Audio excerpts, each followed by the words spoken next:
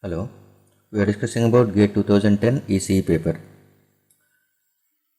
A system with transfer function y of s by x of s is given as s by s plus p, and it has the output y of t and the input signal x of t is also given. Find the system parameter p. So what was given is a system is given which is having transfer function of s by s plus p.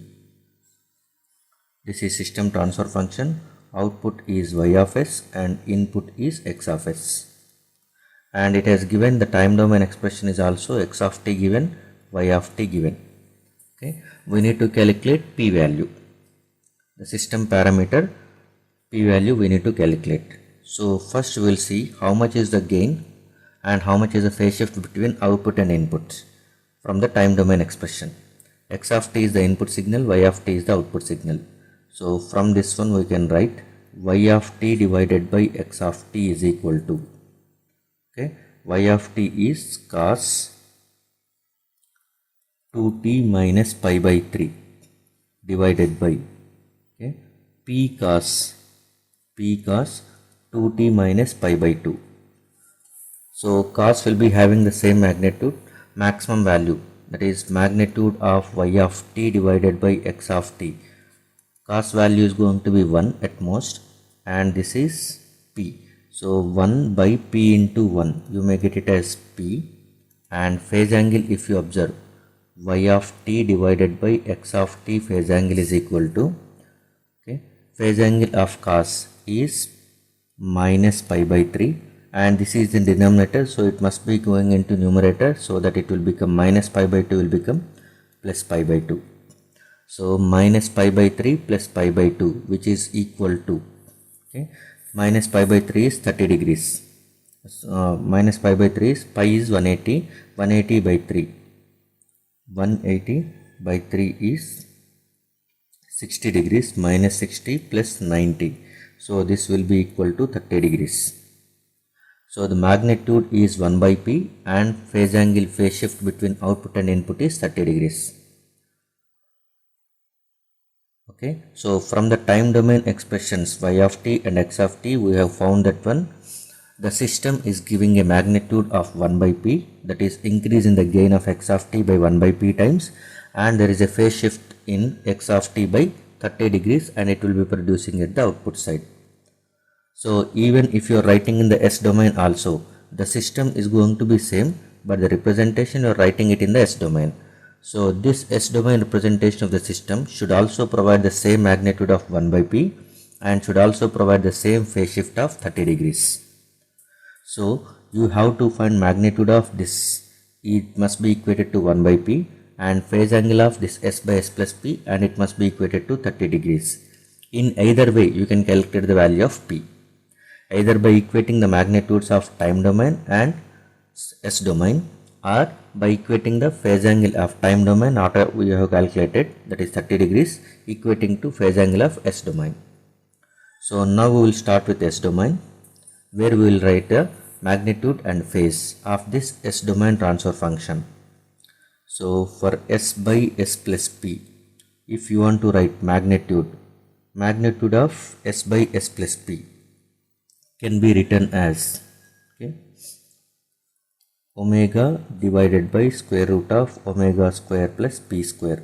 This is magnitude, and phase angle is my plus 90 degrees, because S0 at origin will give plus 90 degrees, and this is a pole, so minus tan inverse omega by p. S can be replaced with j omega, so you can write it as j omega divided by j omega plus p. So then you can write the transfer function magnitude square root of magnitude of omega by square root of omega square p square, and phase angle is plus 90 minus tan inverse omega by p. This must be equal to 1 by p 30 degrees. So first method is nothing but equate magnitudes, that is omega by under root of omega square plus p square is equal to 1 by p. Okay, omega by omega square plus p square is equal to 1 by p. Then can you find out the value of omega? Is the omega value is given in the question? Can you able to get the answer for omega? So omega values can be calculated from this one, that is 2. So omega is equal to 2, because you can write it as cos omega t minus pi by 2. This is cos omega t minus pi by 3. So omega value from the given expression is 2. So substitute omega is equal to 2. So this is 2 by under root of 2 square is 4 plus p square is equal to 1 by p. So this is 2p is equal to 2p is equal to square root of 4 plus p square, that is nothing but take square root on both sides, so it will be equal to 4p square is equal to 4 plus p square. This p square, if you are taking this side, 3p square is equal to 4, so p is equal to 4 by 3, p square is equal to 2 by root 3. This is the value of p, that is answer is B. Otherwise you can equate the phase angle also, that is second method. Equate phase angle, okay, and phase angle is going to be this one, plus 90 degrees, that is 90 minus tan inverse omega is 2 divided by p is equal to 30 degrees. So 90, if you this minus tan inverse this side you take, that is it will become tan inverse 2 by p is equal to 30. If it comes 90 minus 30, that is 60 degrees. So take tan both sides. So this will become 2 by p is equal to tan 60. Tan 60 is equal to root 3. So p is equal to 2 by root 3.